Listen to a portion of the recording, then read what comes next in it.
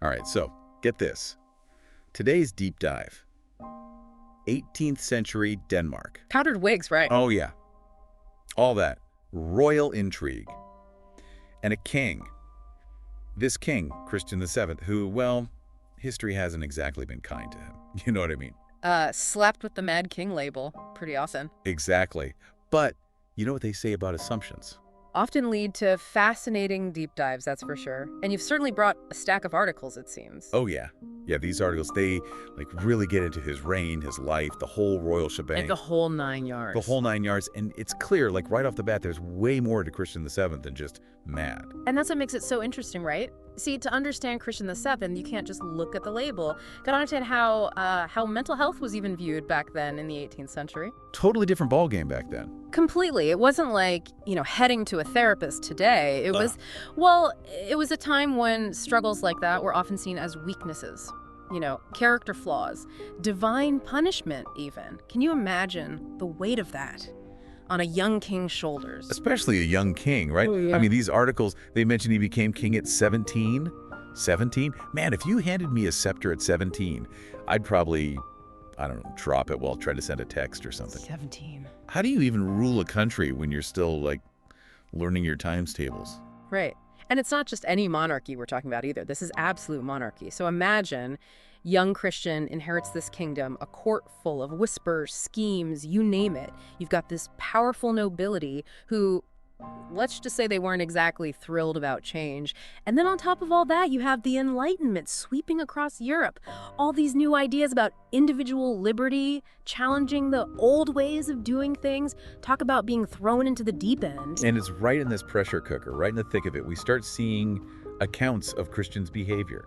Paranoia, delusions, the whole 9 yards. All makes you wonder, doesn't it? Was he really mad in the way we think about it today? Or was he just, I don't know, a young man struggling to cope? Extraordinary pressures, a time that didn't exactly offer much understanding or support. Exactly. And that's the thing. We can't just take these historical accounts at face value. They're written by somebody. Right. Of course. We have to think about who wrote them, what their own agendas might have been, and how their whole idea of mental health, it was completely different back then.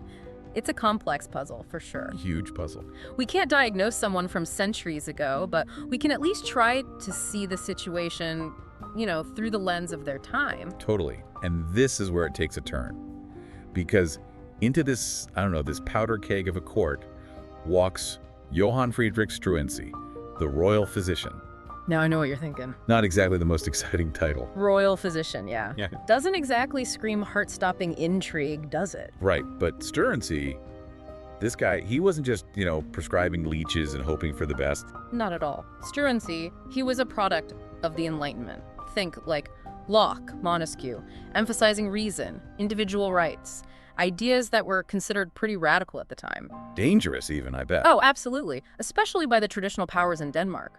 But Struensee, he saw in Christian, maybe a chance, an opportunity, a chance to put these ideas into practice. And man, did he ever. We're not talking baby steps here. Struensee went full speed ahead with these, massive reforms. Abolish censorship. Can you imagine? That's what unheard of back then. Oh, the uproar that must have caused. And then religious tolerance on top of it. I mean, that was practically unheard of in most of Europe, then let alone Denmark. This wasn't just treating the king anymore. This was open heart surgery on the whole Danish society. And that's what makes it so fascinating, isn't it? Because where do you draw the line? Was Struensee genuinely trying to help Christian?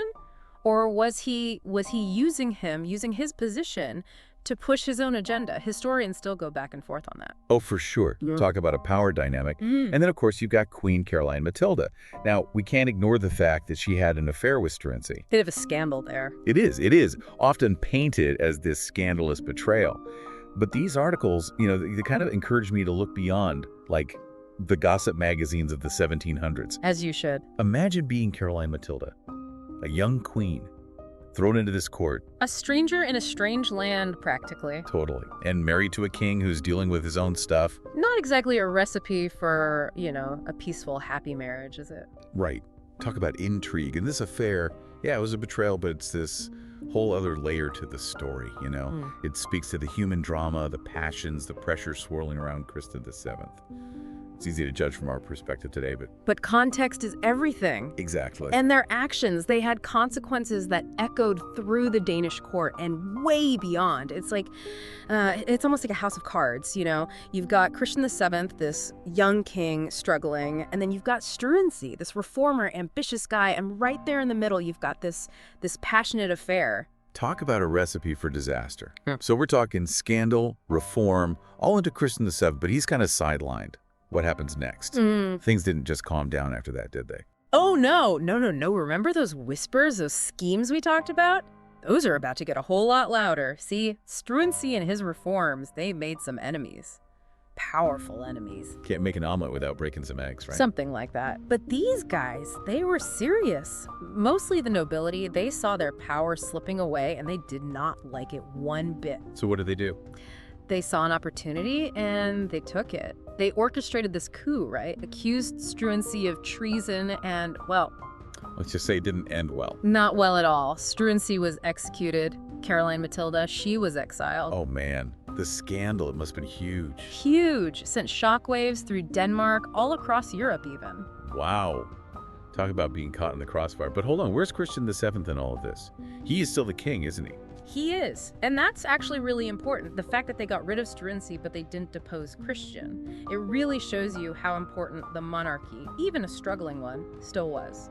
Interesting. So it's like the crown was kind of a shield, in a way. In a way, yeah. It couldn't protect him from everything, obviously. Right. But after the coup, did things get any better for him? I mean, once Struensee was out of the picture. You'd hope so, right? Sadly, no. Actually, from what we can tell, his mental health, it seems like it deteriorated even further after all that. Man, that's rough. It's heartbreaking. He loses his confidant, his queen is exiled, and he's surrounded by this court who, if anything, are even more wary of him now. Yeah. Can't imagine the isolation. But life went on, right? Denmark wasn't exactly a quiet corner of Europe in the late 1700s. Napoleonic wars were raging. How did Denmark navigate all that? Carefully. Very, very carefully. It was like walking a tightrope. They had ties to both Britain and France. And both sides wanted them on their team. Exactly. And choosing the wrong side, that could be disastrous. So what'd they do? They tried to stay neutral. Walk that impossibly fine line. But of course, neutrality, well, let's just say nobody really respects that. Right.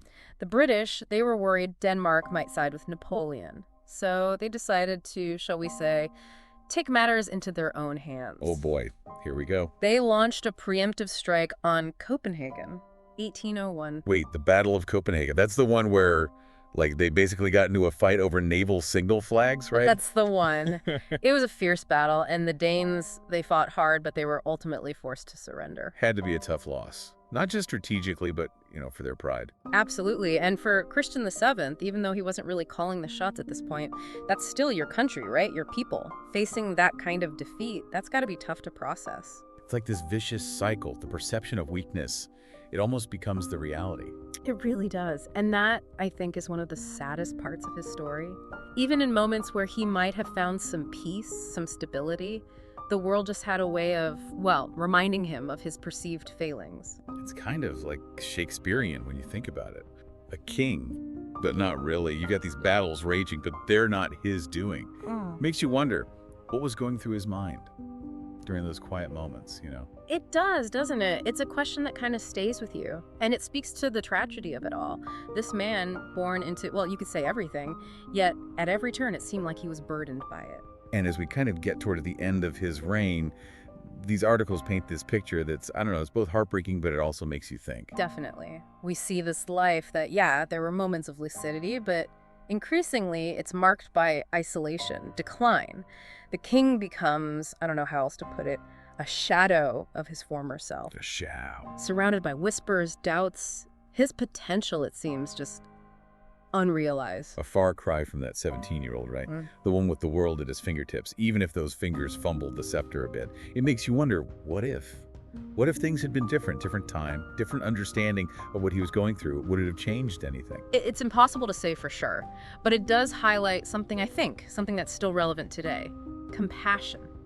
understanding the complexities of mental health, not just for those who live with it, but for everyone around them. Absolutely. So as we kind of close the book on this deep dive, no pun intended, Yeah. what are some key takeaways you think are important for our listeners?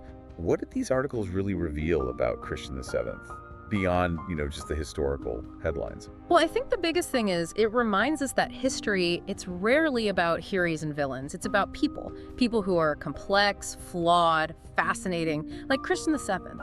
He was more than just a mad king. He was a son, a husband, a ruler, a man struggling with challenges we can barely even imagine. And in a world that didn't really get it, didn't know how to help. Exactly. And that leads to another important point, context. We can't judge the past by today's standards. We have to try to understand what it was like back then. The beliefs, the pressures, what they understood or didn't understand.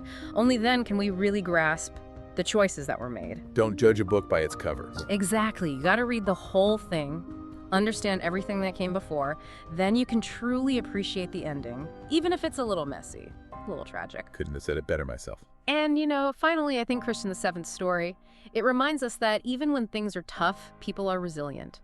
Despite his struggles, all the chaos of his reign, Denmark, it thrived culturally. Art, music, literature, all flourished during this time. Proof that the human spirit, it endures, even in the face of adversity. Now that is a beautiful thought. Well, as we close the book, so to speak, on this deep dive, what's the one thing you hope our listeners take away from all this?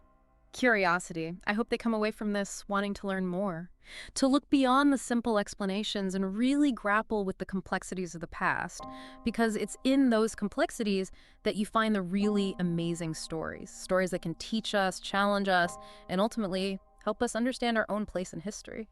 Beautifully said. And who knows, maybe this deep dive will inspire you to do some exploring of your own. Until next time, keep asking questions, keep diving deep, and most importantly, keep learning.